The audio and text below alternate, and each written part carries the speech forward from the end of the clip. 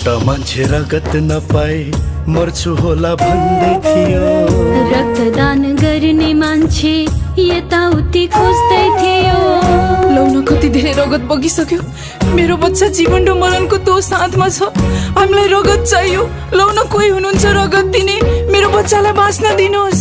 हाम्रो रगतको थोपा थोपा थोपा उसलाई दियो। हाम्रो रगतको थोपा थोपा थोपा उसलाई दियो। मर्छु होला भन्ने उसलाई जीवन दान दियो। मर्छु होला भन्ने उसलाई जीवन दान दियो। रक्तदान गरौँ